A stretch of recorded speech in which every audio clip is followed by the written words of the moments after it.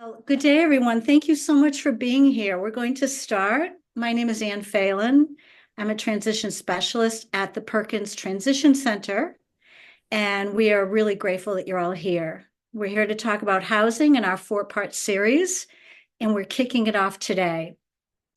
We understand that housing is a challenging task for families, caregivers, but we also know that professionals as well are faced with the task of helping their families find affordable and inclusive housing options. So if you feel overwhelmed, you're not alone. It was our intention when we created this series at our center that we want to provide something that was going to give you tangible information, solution-driven options, and also a community with support to talk about this very important transition topic. What I welcome you to do, giving you a little bit of homework, is please put your location in the chat box.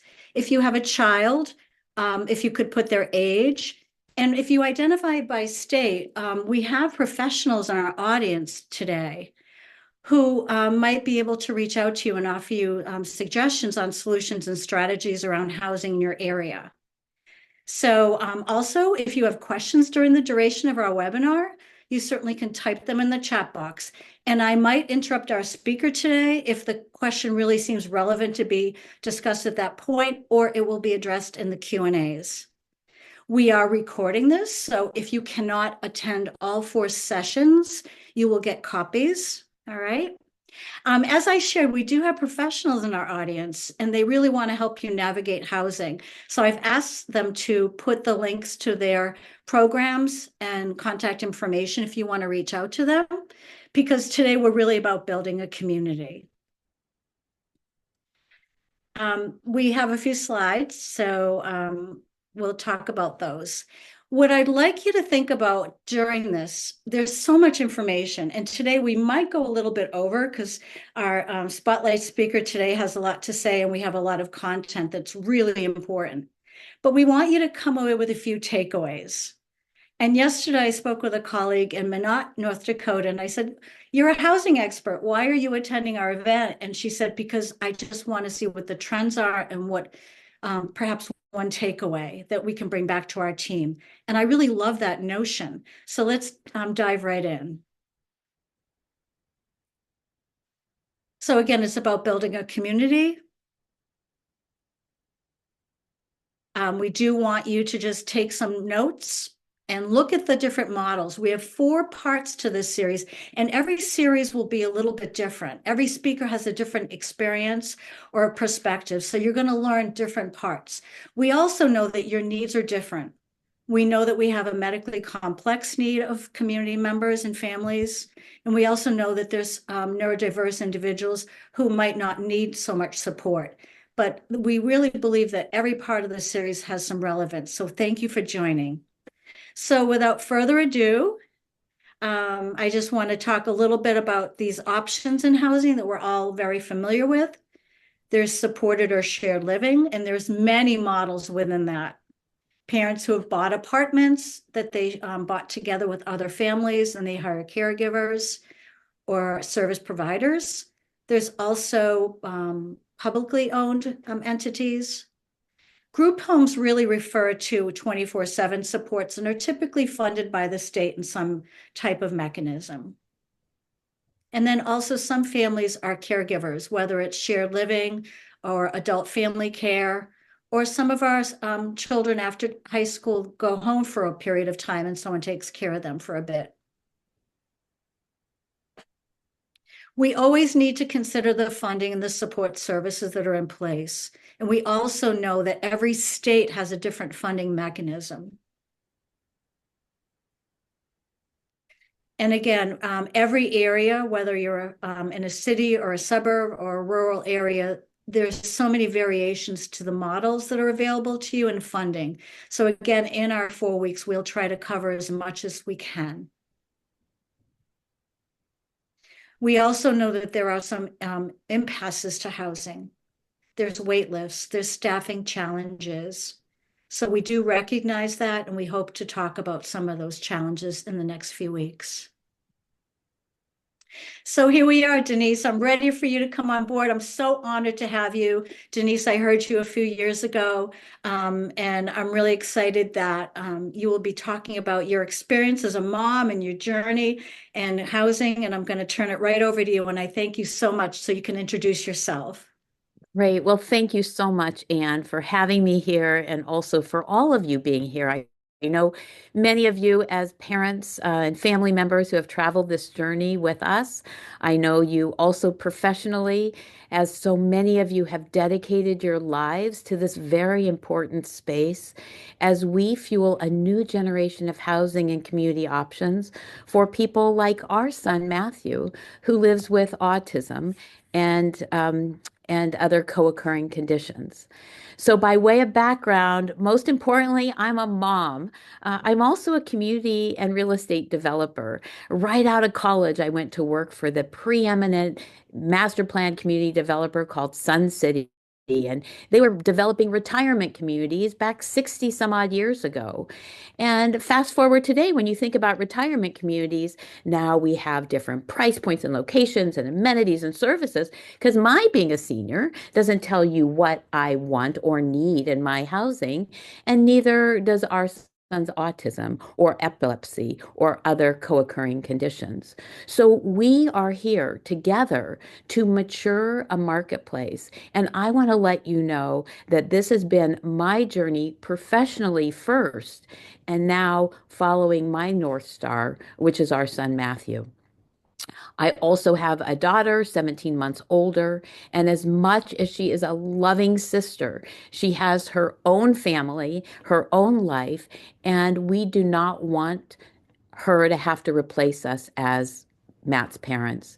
So it is for both of our kids that we are venturing on this journey of making sure that we recognize what it means to develop housing. And Anne, you hit it right on the head. We're really talking about community. And one person can't build a community, and you can't build a community for one person. So, what I'm going to share with you today is a little bit more about our journey, and perhaps it relates to your journey too, and what we're doing on the ground here in Arizona and in states across the country to learn together for what we need to do to advance the marketplace, just like senior housing has been advanced through the decades. And we are doing some foundational building work that we want you to be part of and that many of you are already part of. And then we're going to talk about some of these on the ground realities because this is a complex issue.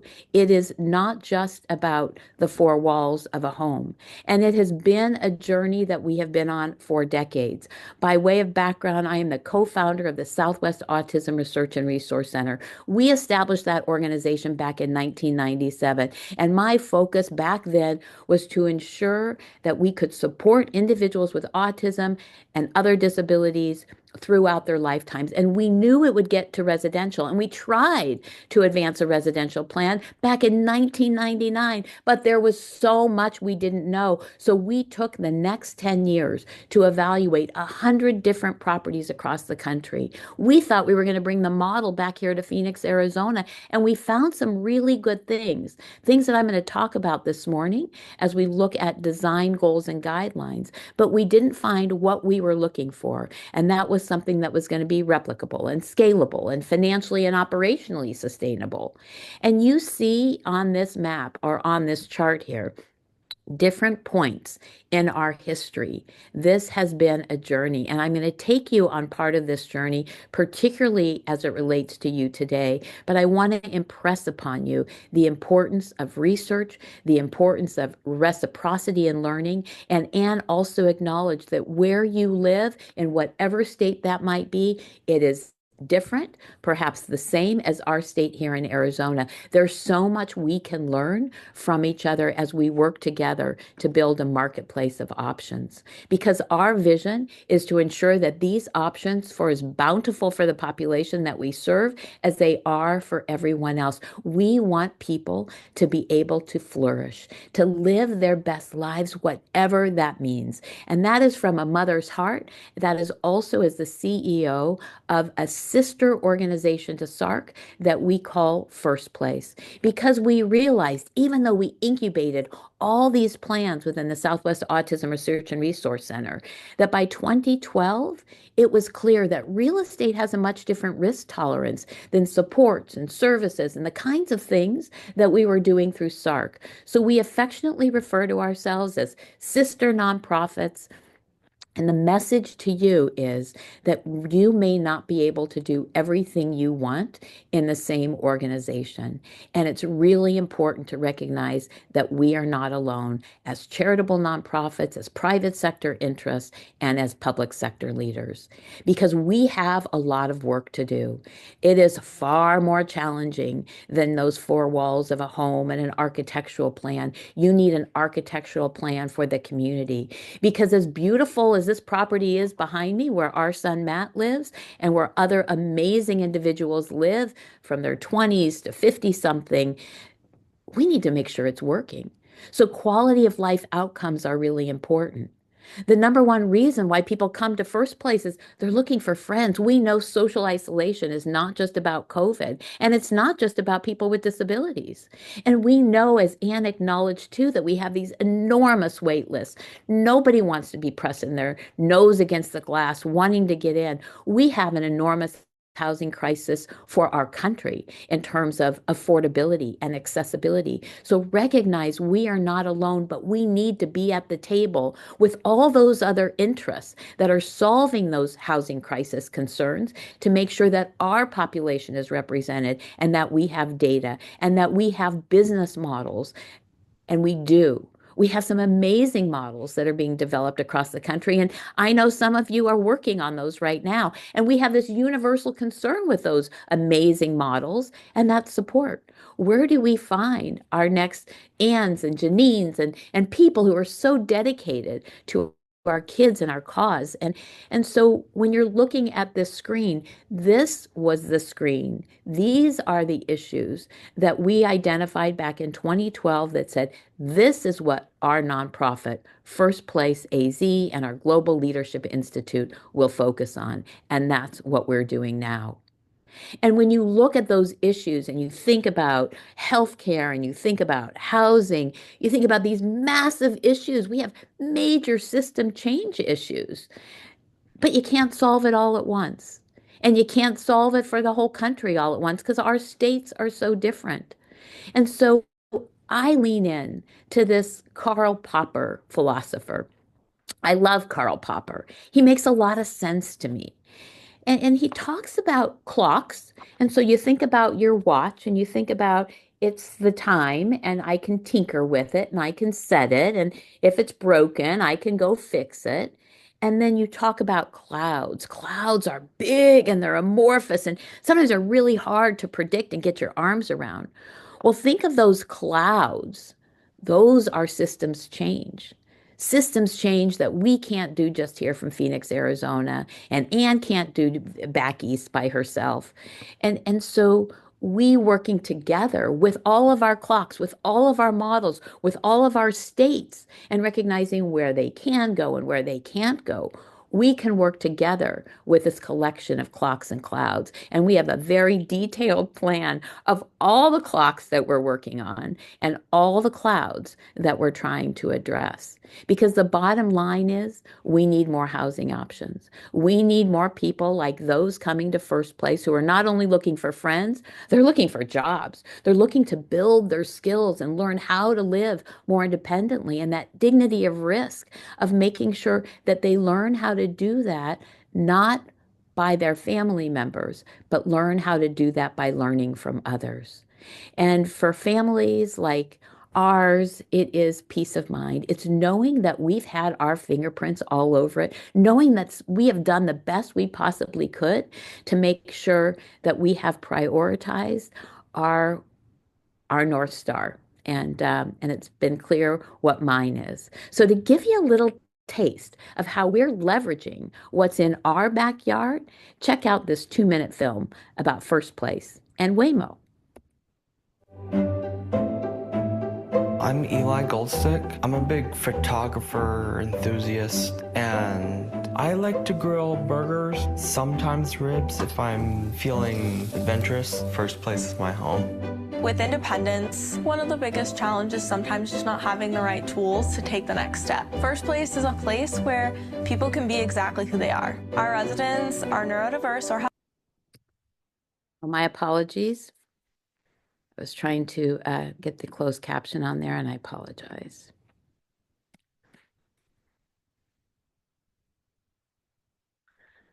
Okay, bear with me for just a moment. Yeah, and just while you get ready for that, Waymo is a model that's available in Arizona and parts of California, but it's really neat to see what's going on out there and see how this movement of transportation might come around the nation and create more inclusive transportation options for people with disabilities. So thanks for sharing that video when you're ready. Absolutely, thanks.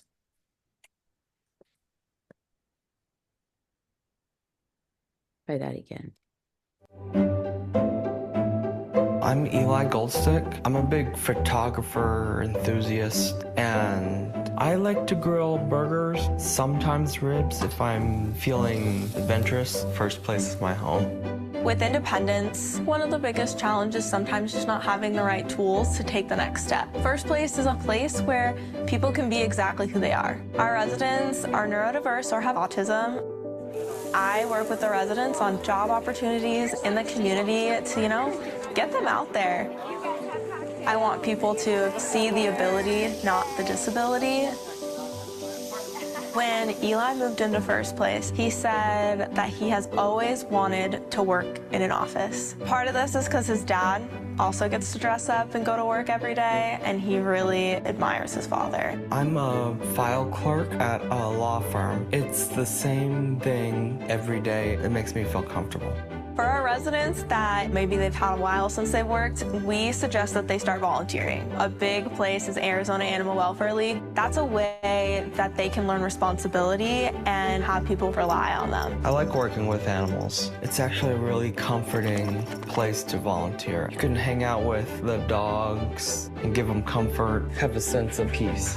When it comes to my job with finding people jobs and volunteer opportunities, we have to look at places that they can get by public transportation. But some of my residents, they pick a place that they really want to work, but by public transportation, it takes them an hour and a half to get to work. And they do it because they're dedicated. But boy, do I wish that that was something they didn't have to do. Waymo will help me to become more independent. The first time him and I were ever in a Waymo, he was a little nervous. We passed some construction, so all of the cones populated on the screen in the car. And he was like, oh, they really are seeing everything. I actually felt like I can do this all the time. Waymo and inclusion and independence all connects together. Waymo could easily be part of the disability culture. We take you as you are. We want you to be exactly who you are, and we want to go along with the journey with you.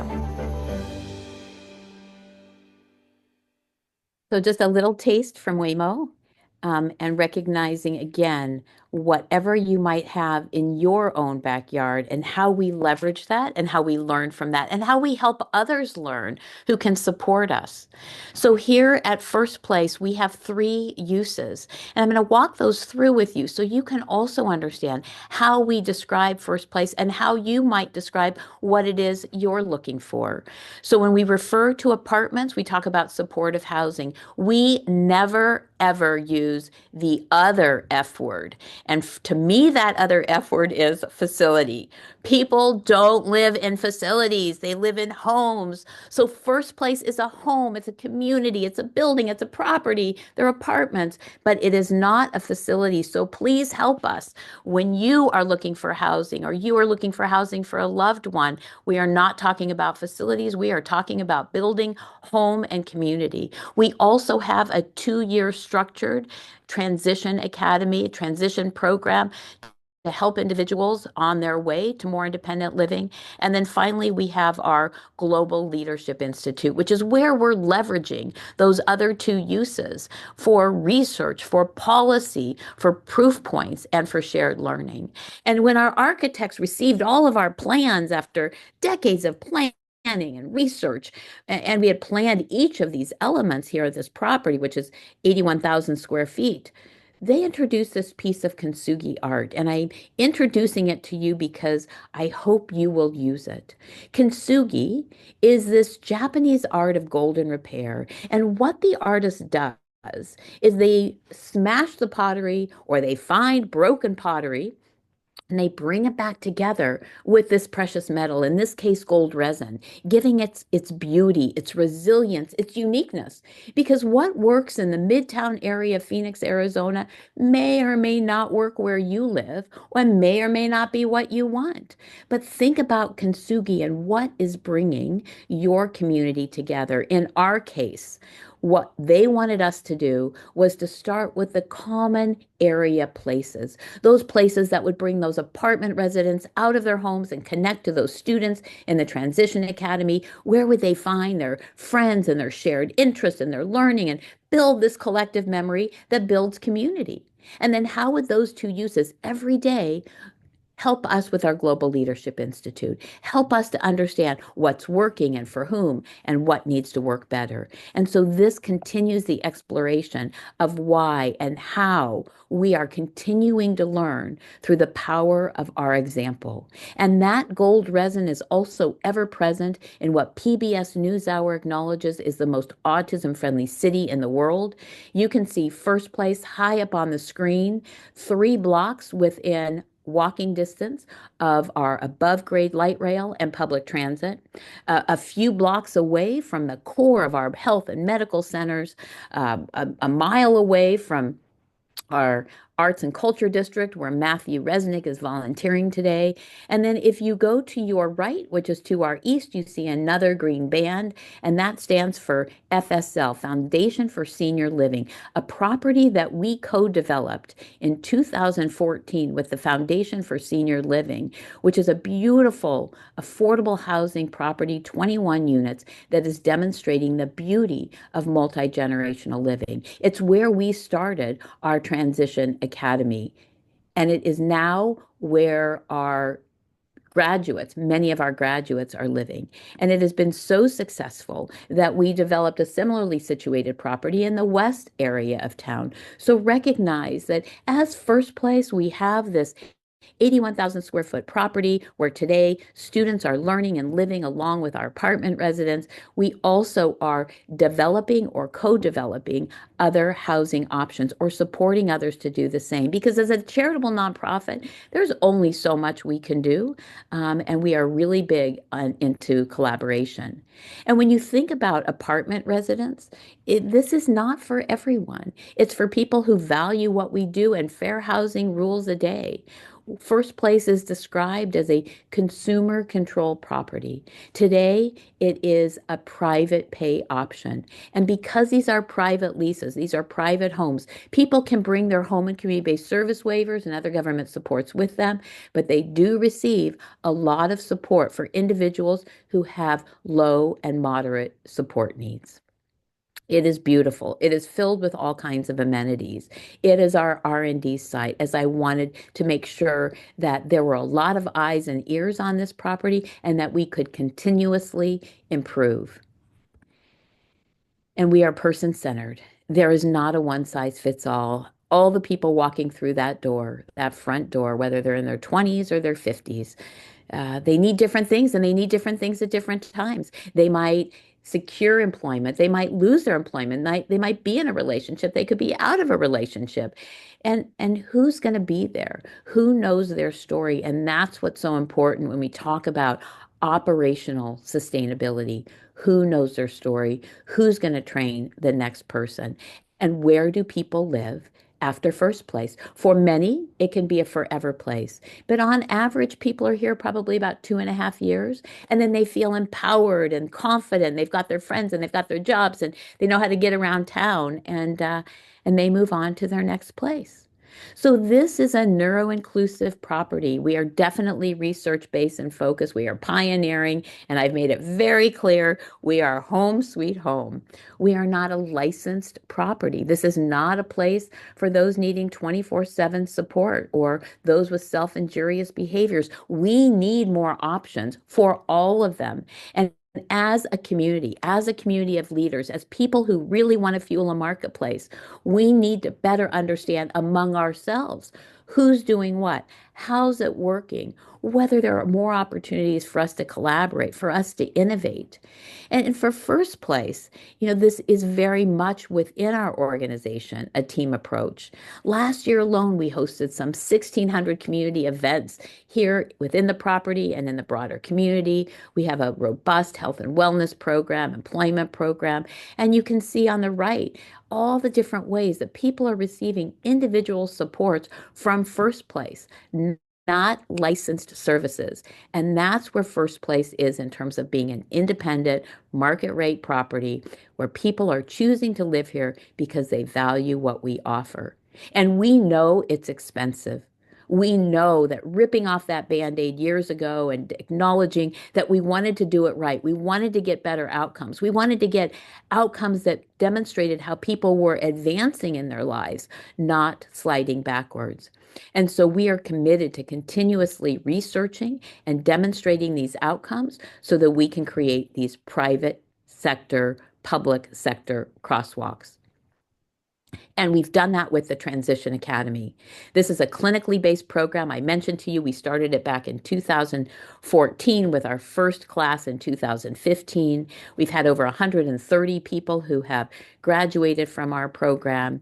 There is structured teaching, there is supported teaching, there's real-time learning, and it is supported with our collaborators with the Southwest Autism Research and Resource Center, which are providing the clinical services.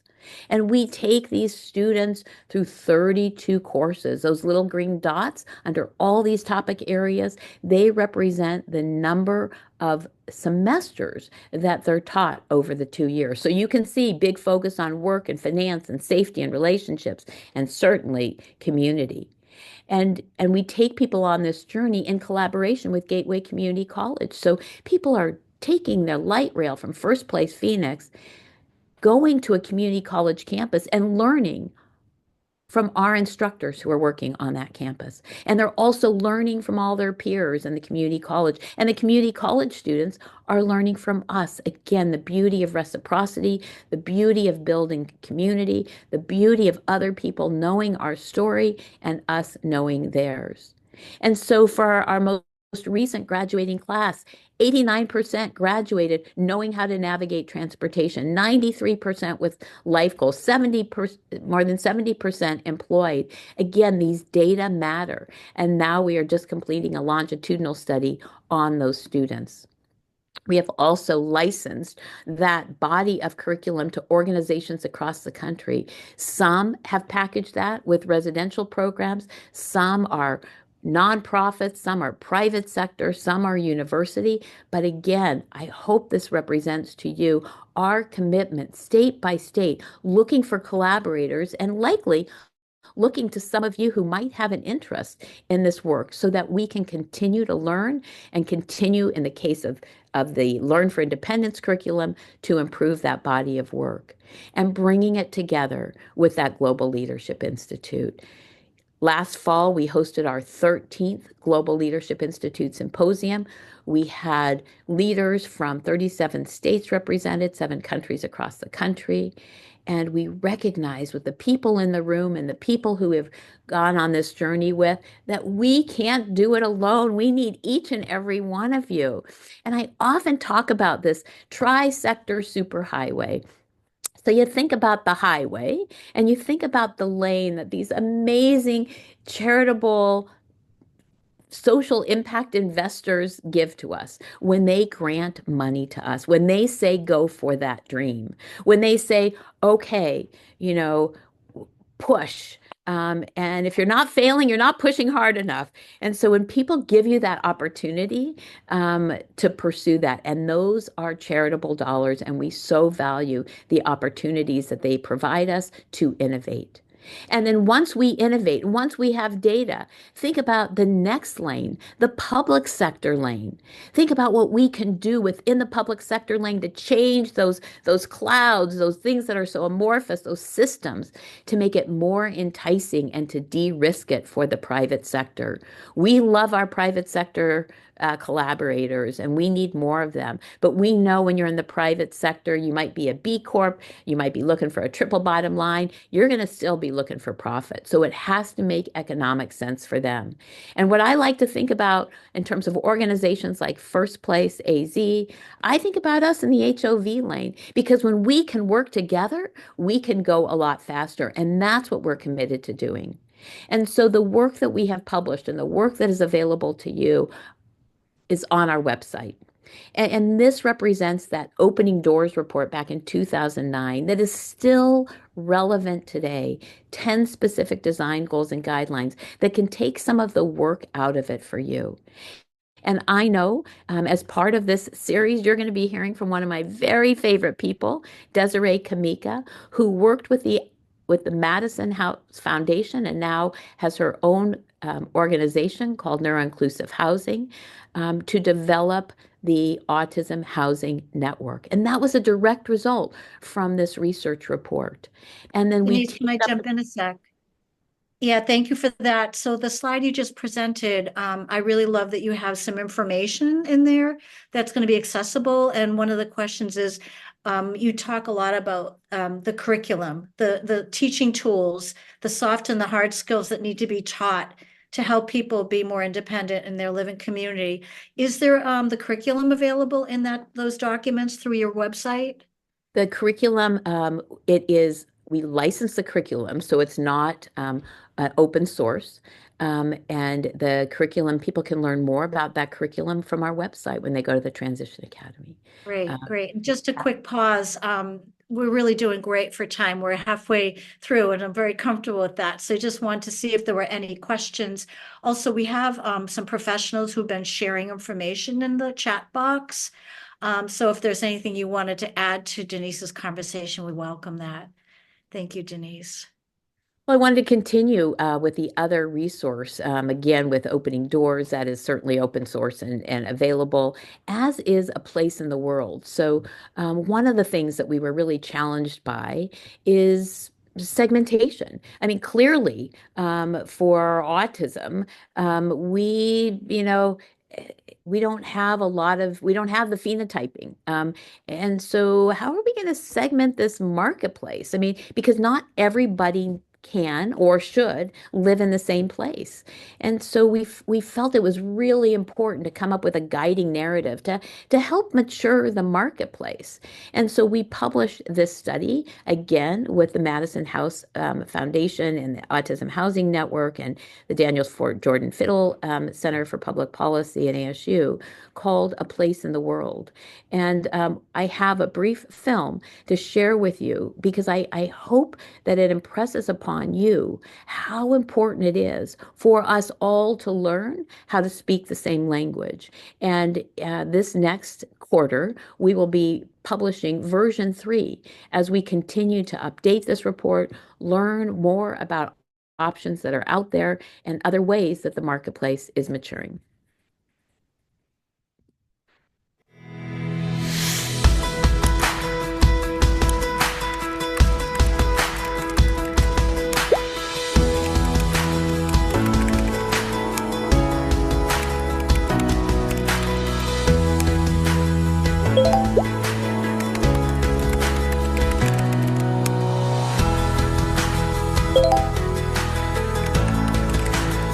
We receive messages like this one every day.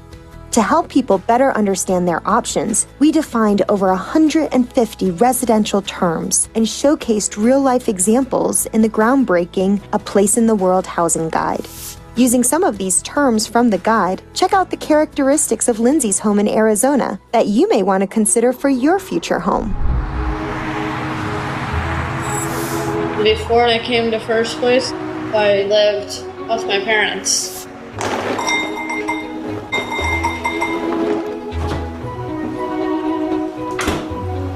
It's so fun. to look back on then versus now, because now I can do what I want.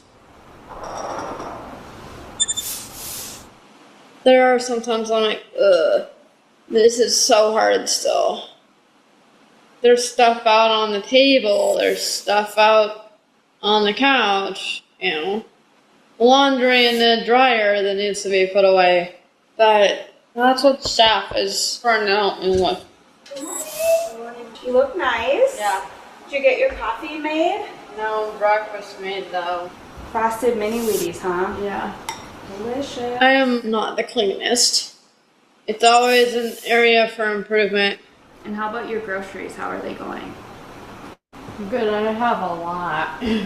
Need to clean out that fridge though. Yeah, I noticed that. The hardest part is us meeting in the middle. Here, go ahead and dump it down the drain. And I'll show you a trick. There's been times where I'm like, we're just on different pages. Now you can put the bowl and your spoons in the dishwasher. But I'm learning that that's okay. I mean, it'd be boring if everybody was the same. And everybody's pretty nice. Yeah. Okay. You're funny. Don't judge me.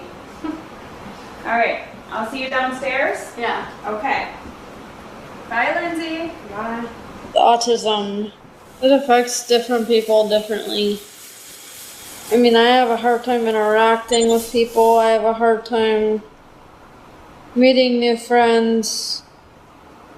But it's not always bad. A lot of people see it as a bad thing. I'm outgoing. I'm committed. I'm loyal. I have autism, but it doesn't define me.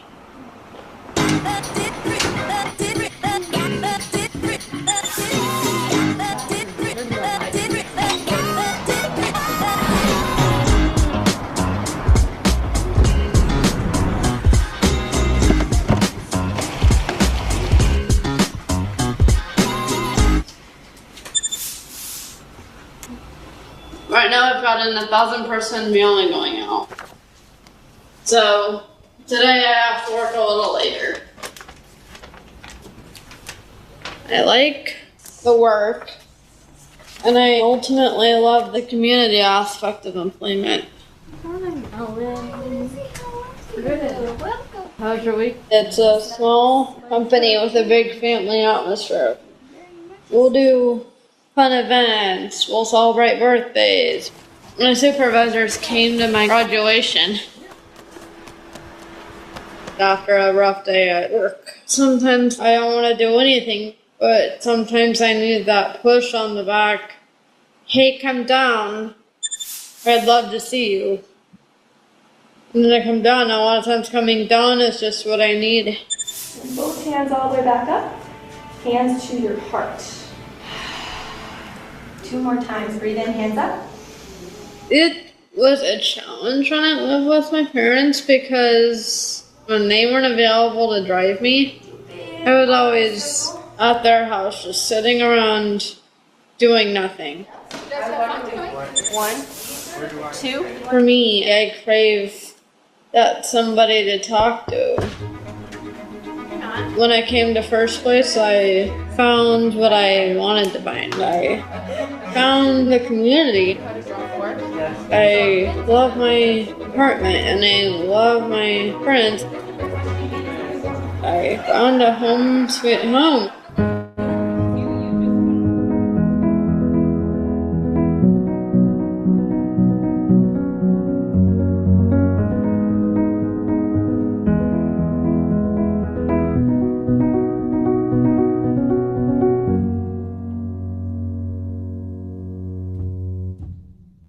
And sadly, we are all experiencing from communities across the country the rise in homelessness for this population, with family members who are not in position to care for their loved ones, or in some cases are no longer here. And so this is not an easy issue and not something that we can deal with alone, which is why A Place in the World was also created through collaborations with public, private, and charitable sector leaders. And it is why we continue to reinforce through the Housing Market Guide examples of what people are doing in communities across the country for different needs. If you think about what we're doing here at First Place Phoenix, it's almost like the reverse of senior housing. We start with, in senior housing, more independent living, and then semi-skilled and nursing. Well, we're not providing nursing here in First Place, but we are providing more intense supports early in adult life to increase that level of independence to the greatest degree possible, increase their options for where they may live next, increase quality of life, and give people more choice. But people rarely live in the same place forever. So that's why it's so important and why we are committed to working with organizations across the country and working with you in terms of what does that look like for you, for your community? What do you need? How will it get funded? And so as part of A Place in the World, we have provided these worksheets. So whether you're a parent, an individual looking for housing, or someone who wants to build housing, making sure that you understand your place in the marketplace, understand what it is you want to do and who you want to do it for, expressing in terms so that the marketplace, that others understand, and those who are in positions can deliver. And so we recognized that the power of that work, the power of A Place in the World, allowed us for the very first time to segment the marketplace and allowed us then to create a collection of housing market analyses so that we could, market by market, better understand what people need in your community. And so we have been developing a collection of housing market analyses with local stakeholders and leaders and organizations, some of which are represented here on this call today. And we wanted to recognize that Anne introduced options, and we're continuing to introduce more options to make sure that the marketplace understands that there are more innovations happening today than ever before. They're not all supported by government, but some of them are. And so what we do as part of the housing market analysis is have those local stakeholders and leaders bring their community together, and we're facilitating this. We are helping them assess their needs and preferences. We are helping them better understand how to approach the industry and to make sure that our data, that our reports are not for a shelf, that they are actionable. They are actionable just like opening doors was actionable or A Place in the World is actionable, and now having these market studies. And we know that people want the security of a purchase. We know that many are interested in renting or adding an ADU. And that's an auxiliary dwelling unit. And so this is an educational opportunity for you, for your marketplace. And right now we have several studies that have been completed. About half of these have been completed, and half of them are underway. And we have several more that will be getting underway in the years ahead. So if this is an area of interest to you, please let us know. All of these studies and reports are on our website as well. Denise, I just wanted to jump in again. If you could go back to that slide. I really love that you're showing some of the relationships with other housing communities. And again, Denise, you're sharing an amazing model, and it can be replicated in a much smaller scale in a different way with some of the components of it, some of the skills about problem solving and decision making, and getting more tuned in and tuned up goals as far as ADLs, activities of daily living. But some of these slides you'll be able to review after the event when we send them to you. So thank you for letting me interrupt. Oh, absolutely. And as an example, when we look at the screen, here in Arizona, we have a Medicaid administrator called Access, which is the Arizona Health Cost Containment System. And And that is under an innovation waiver. So an 1115 waiver actually committed to innovation, which allowed us, Anne, to create a crosswalk with public funding for our Transition Academy. Based on the innovation, based on the data that followed, we've been able to create a funding crosswalk for that Transition Academy so that now about half of the tuition is paid for through public dollars. So making economic sense out of this, but different states, different communities will have different opportunities. And that's the beauty of reciprocity. That's being able to point to Boston or point to, Rochester or point to, communities in Florida or communities in Arizona in terms of what we're doing that's working. And the power of examples cannot be lost. And so these reports are powerful. They are available to you. We are also looking at another report right now for high support needs individuals and those with profound autism. And as I wind up here, which was been a jam-packed full, hour of information and some really big topics, it's important to know that you're not alone. And it's important to know that we are all working together. And I've done my best, we've done our best to try to summarize this in about 90 seconds in terms of what's needed and why I'm excited to be here and why I continue to be very excited about working with individuals like you to fuel a marketplace of options. Love and fear inspire dreams. In the autistic and neurodiverse community, we dream big of joy-filled days with friends in good health, with opportunities to learn and grow, in homes with supportive communities where people live with pride, purpose, and endless possibilities. These dreams don't sit idle. They rise like giant waves, propelling us to act boldly with property and program research, establishing design goals and guidelines, model properties and novel curricula leading to new waves of support, common language, bridging understanding and acceptance of differences, market analyses, revealing what people want and need, and informing home and community development, translational research, defining what's working and what needs to work better, public policy advancements leading to transformation, and a real estate impact fund powered by data-informed benchmarks, creating more options. Those are the dreams love can inspire, the dreams that can conquer fear. Together, we can fuel that wave in our own backyard.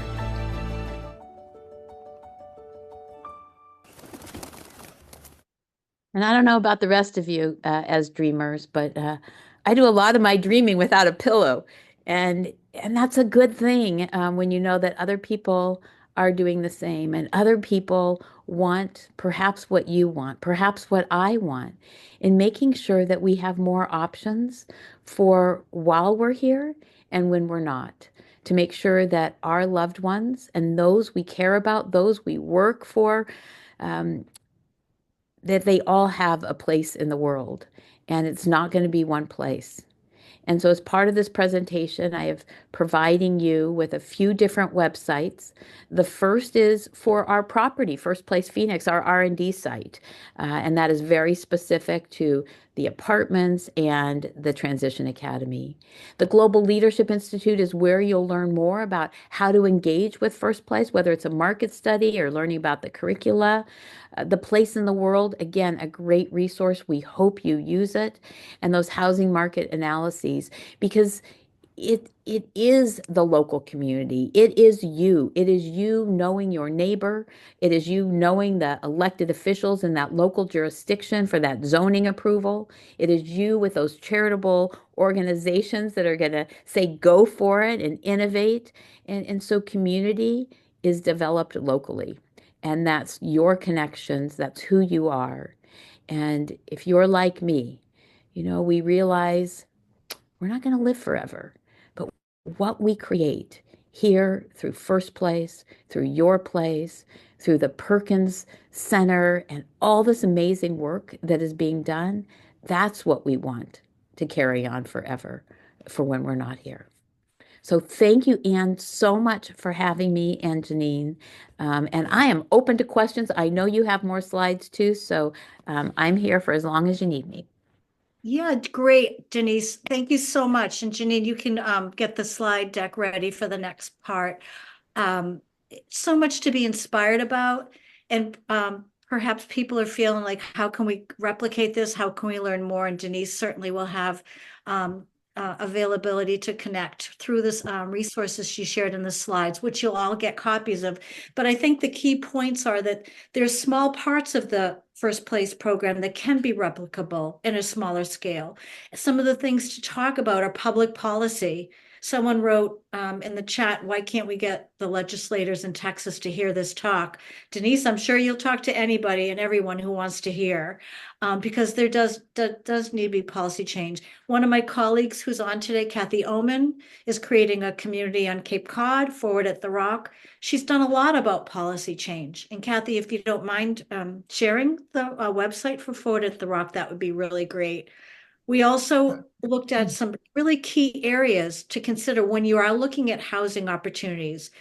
The skills that really need to continue, social skills, activities of daily living, transportation challenges and options. So if everyone, we have a lot of professionals here, if you could share your links again, because the chat box does not come through with the slides. So just a little tip, if you see a website, for instance, I think Ben Saul put on Creative Housing Solutions, and I put some resources in there. You click on it, and it'll go to your browser, and you can look at that website later.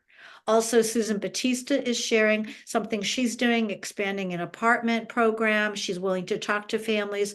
Other people right now, if you wouldn't mind repeating your contact information, your website, and how you would like to connect with others. Because Denise, what you said is so important. We're building communities here.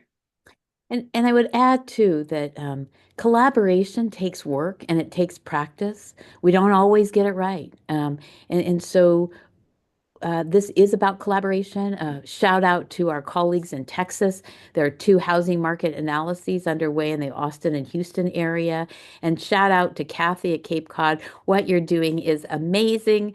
And so again, we are big fans of a lot of you and your work in terms of what you're doing and how you're leveraging what's in your backyard and your community.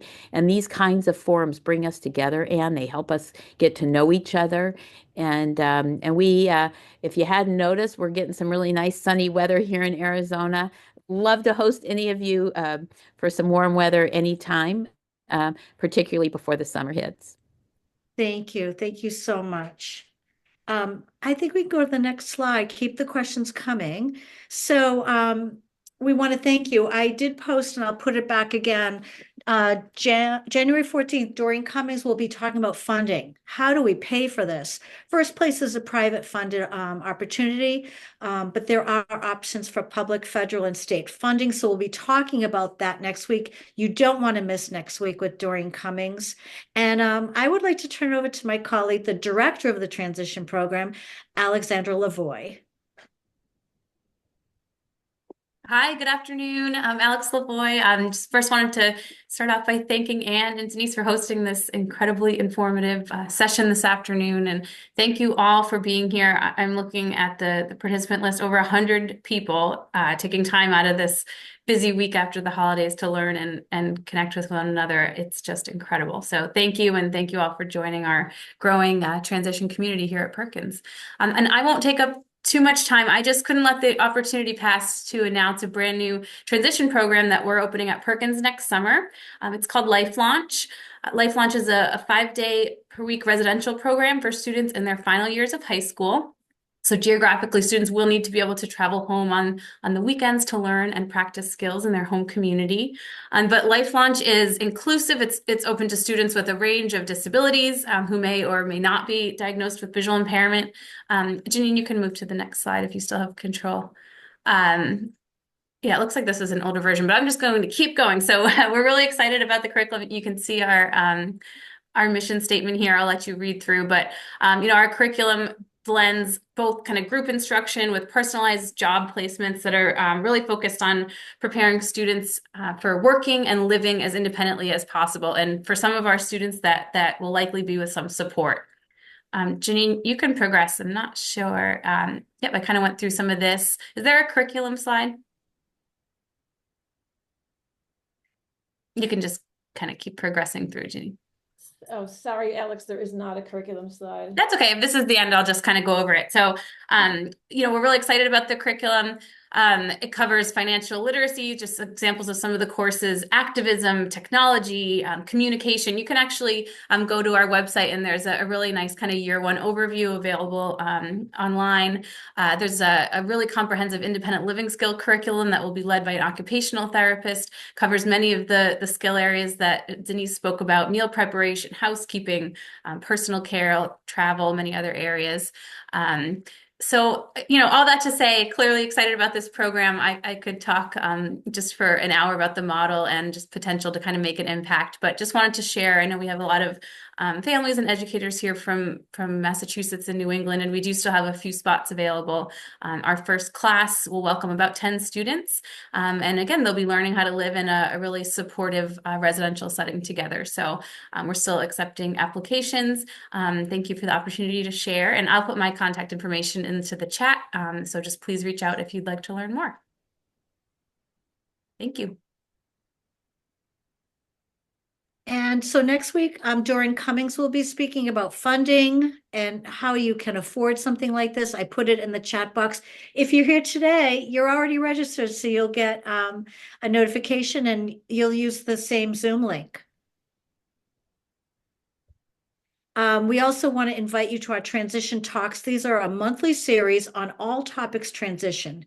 We take a deeper dive into aspects of transition. You do not want to miss January 21st. Hollywood actor Amy Brenneman from The Old Man and Judging Amy will be talking about her journey as a parent with a young adult child with a disability. And amazing mom blogger Daniela Minnie from Public Ponder will be talking about her journey with a profoundly autistic son.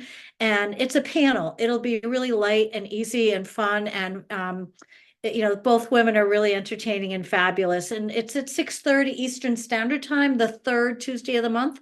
So if you would register for it, we'll give you a minute to just copy down the link in the green box. It's perkins.org/transition talks. And we'll put that, if somebody from my team could put that link in the chat box, that'd be great. And that one is January 21st. And we can go to the next slide, Janine. Thank you. We have a Facebook community. And if somebody could type that in as well, I'm having my colleagues work a little bit. We like this community. We think Facebook is a really good vehicle for sharing questions. You can go anonymous and talk about problems and solutions. Thank you. Next slide, please. We put in some housing resources. They'll be in your slide deck. Thank you so much. These are national and local. And we have somebody's hand raised. Let me just see who that is. Hi, that was just me. I was wondering, Transition Talks is intended for parents or for the individual transition? That's a great question. Yeah, it's for parents, professionals, caregivers, and our June 17th will be for advocates with disabilities. Great question. Thank you. Thanks. You're welcome.